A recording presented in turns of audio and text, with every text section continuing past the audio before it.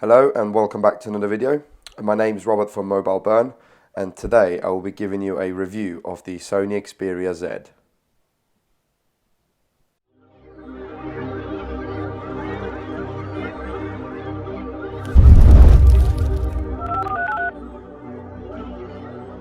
So first of all, let's start talking a little bit about the buttons and the hardware specs of the device. So taking you a look around the buttons here, you can see the power buttons on the right hand side of the device. It's the nice silver sort of round power button. Underneath you have the volume rocker here, so up and down. So nice convenient position, you can see here. You can easily access them with your thumb, don't have to sort of go to the top. Then next to that is the SIM card slot hidden underneath this flap. And this flap obviously provides the water protection you saw in the intro. Then on the top of the device you have the 3.5mm headphone jack. So there you can see the 3.5mm headphone jack at the top. Again, covered by a waterproof flap to make the phone, waterproof. On the left hand side of the device is the micro SD card slot. Underneath is a dock connector. And then that's pretty much it on this side. Then on the bottom you have nothing apart from a little bit of a serial number. And then there is the lanyard connector on the sort of bottom right corner of the device. And then next to that on the right hand side as well is a tiny speaker. And I'll get to that speaker in a minute. Then and on the front you can see the Sony logo, the front facing camera, and then nothing else apart from another speaker at the bottom. And then on the back you see the camera here and the LED flash, and then the Xperia logo, and then nothing else. The Sony Xperia Z features a quad-core 1.5 GHz Snapdragon processor and 2 GB of RAM. The GPU is an Adreno 320 GPU, the same as found in the Nexus 4.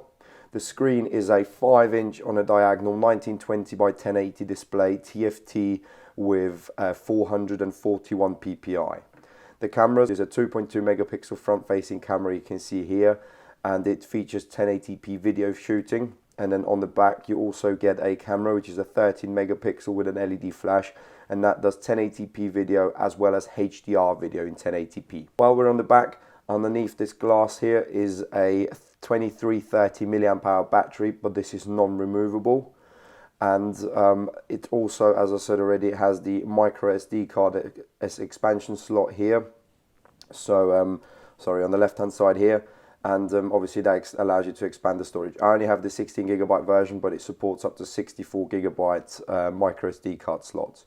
The operating system is Android 4.1.2, so it doesn't have the latest 4.2.1, but it's still, good enough and has still Project Butter built in. And as you saw in the intro, it is waterproof, and that's why all the ports are covered and all the flaps are sort of, are on top of the ports. So now taking a look at the lock screen, and you access your music controls by swiping in from the left, then you access your camera by swiping in from the right, then you also unlock it by just simply swiping up, but you also have the clock here. You don't get any other notifications on the lock screen, so simply just the time and then the two shortcut buttons. You have your alarm top left, but that's about it. You don't have any calendar info or anything like that. Then to unlock it, you simply just swipe up and then you get presented with this home screen here.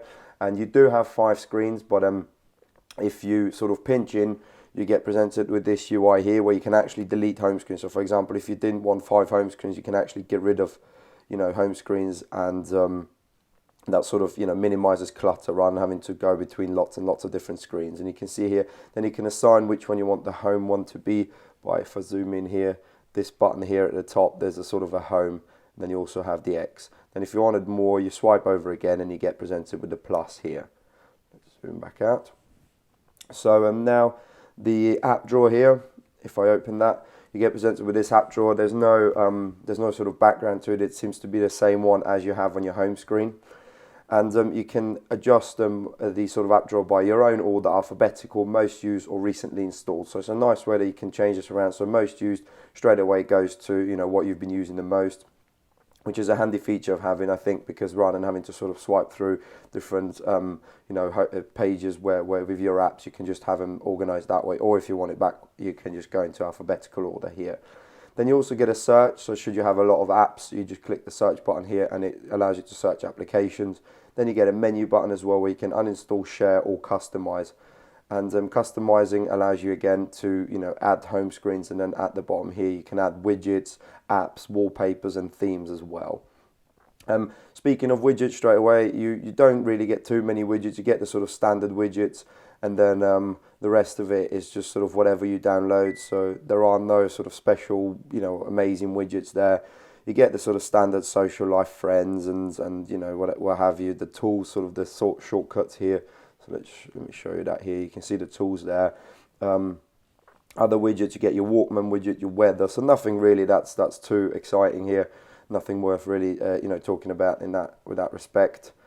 Let's zoom back out here, and then if I access that again, wallpapers again, and apps allows you to actually drag apps onto, you know, your home screen if you want it to. Then going back into the app drawer, applications wise, like I said, most of the stuff is standard, sort of what you'd expect on every phone, calendar, calculator. There aren't any too sort of, you know, crazy apps that they've included. File Commander, which is a nice, let's see, zoom in that way. File Commander here sort of allows you to manage your application, your data. So for example, if you have music and stuff, copy, paste, you know, delete, that kind of stuff. All the other Google widgets, maps, stuff like that included. McAfee Security, or McAfee Security, however you want to pronounce it. Other than that, Notes as well comes as sort of a Sony standard Neo reader here. But most of the other stuff is exactly how how you'd expect a phone to sort of come preloaded with most of the stuff. Video Unlimited is like a Netflix alternative, that type of thing. Wise Pilot is probably the only, you know, app worth mentioning here. It has it's a sat nav rather than using Google Maps. If you're not happy with Google Maps, you can use Wise Pilot here. It does seem to do the job, but I'm a fan of using Google Maps, I suppose. But yeah, it's there for you if you want it to. Then going back to the home screen, you see the soft keys here. So you have your back, your home, and your multitasking button. To access Google now, you can either tap this search bar here, or you can actually swipe in, just like the Nexus phones, and swipe up, and it allows you to sort of start searching straight away and open your Google Now. One good thing I've noticed about the multitasking here, so you can, you know, swipe away as always, but then you also get these sort of mini apps or small apps or whatever they're called. And basically what this allows you to do, so for example, you can have a floating calculator here if you want it to, and then you can calculate something without having to leave the application, sort of a floating multitasking window. I think Samsung do this in a split screen way, so you can have an app at the top and app at the bottom, but here you can actually have more, and also it allows you to take pictures, for example, if that's where you want it to. So you can see here, you can take the picture and then share it, and then do, you know, whatever you basically need with it. But that's a nice feature to have, accessing it that way. Then keyboard. The keyboard is nothing really too amazing, if I'm being honest. It has the sort of standard, swiping features that you get, and it does support multi-language. But typing, you know, I've not really been too impressed with it. It does do okay, but sometimes the predictions get a bit funny, and also pressing the space button, I tend to sort of, it didn't tend to acknowledge it sometimes. And also you can see here I'm sort of more on the space bar, but it still, you know, selects the B. So maybe it's because I've got quite large fingers and it's difficult for me to type on such a small keyboard, but I did have problems. But it does have multi-language support, which is a nice feature. And then, you know, in the settings you can adjust skins as well. So if you wanted to, you could, for example, change the different colors there. You can see between whichever one you like. So if you like a darker one, there you go, you have a darker one, and you still get the swipe feature, which is nice. Then camera-wise, I've just opened a camera. Oops, I almost dropped the phone. Camera-wise, it does take quite good pictures. Unfortunately, due to this being 30 megapixels, the pixel sort of size is quite small, and you do get a little bit of noise in low light. But otherwise, it has been, you know, it has been impressive. The pictures have been very good. I've not had too many problems. There are tons of features. I'll try and see if I can show you that here, where you have access to so much stuff. There is, you know, I could talk to, you know, this is a whole separate video talking about this, but you get your video, your photo, your burst, sort of standard features, and then you get your panorama, but you can adjust every single setting pretty much like almost in a DSLR, where you can, you know, adjust your ISO, your white balance, you know, so many different features. You also have a smart auto button as well. So if you sort of have no idea how to take pictures, you could just leave it on the smart auto and, you know, go ahead and just take pictures, and it'll do the rest for you. But You can also do video in HDR mode, which is a new feature. I've not seen that on phones before, and it basically just gets a little bit more dynamic range. So for example, if you have really bright and really dark scenes, you can actually use HDR video to take a video, and you sort of, you know, get your, I don't know, your clouds won't be blown out, or your shadows won't be really dark. You'll get a little bit of sort of detail in those. So nice, really nice feature that's included in the HDR mode. I will add a 1080p HDR non-HDR comparison at the end of the video, so you know, do check it out and compare for yourself. Then battery life on this device, I've sort of got through a whole day with about, I don't know, 25% left every day. That's most of the time what I seem to get. And if I go and show you something that I tend to use, if you click on the settings and power management, you actually get presented with this thing called stamina mode, and this says disables mobile data when screen is off. Sorry.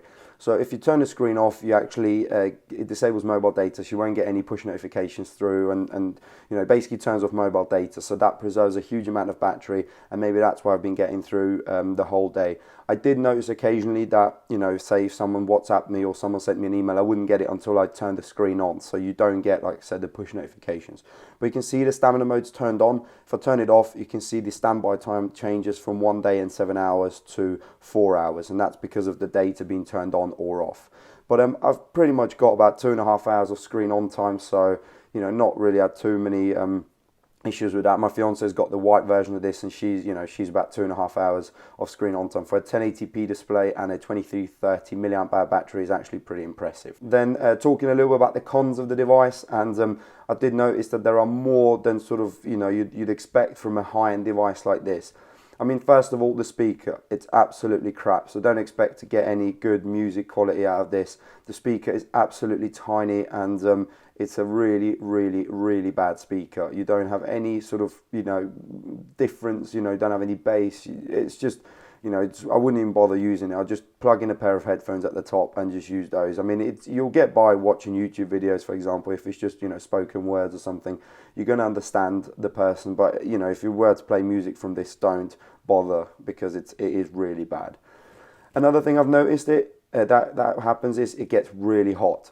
And that's maybe to do with the next point, which is it sometimes doesn't charge with certain chargers. And what I mean by that is, for example, I'd plug it in overnight and leave something running. So for example, if I wanted to download a huge file, because it, you know, I do have a 32 gig memory card in there. So for example, if I wanted to download, I don't know, a game or you know, a large file, because my internet connection at home is really bad. So if I was to download, say, 9 gig of data overnight, it actually stops working after a little bit and freezes, because it gets either too hot or the battery just won't charge and you'll just stay really hot. But like I said, it only works with certain chargers. So you know, the Sony charger works absolutely fine, but I've got a couple of chargers upstairs next to my bed, and then I've plugged it into one and woke up the next morning. I had like 67% before I went to bed. When I woke up, it was 3% left. So I had to, you know, turn the phone off and charge it to get any sort of battery throughout the day. So it's a bit of a strange one. I've never experienced this. Most other phones, if I used, for example, the Galaxy S3 or the Nexus 4, had absolutely no problems there. You know, I could use any charger, but this one, you know, gets hot and either freezes or just, you know, just doesn't charge. So a bit of a strange there.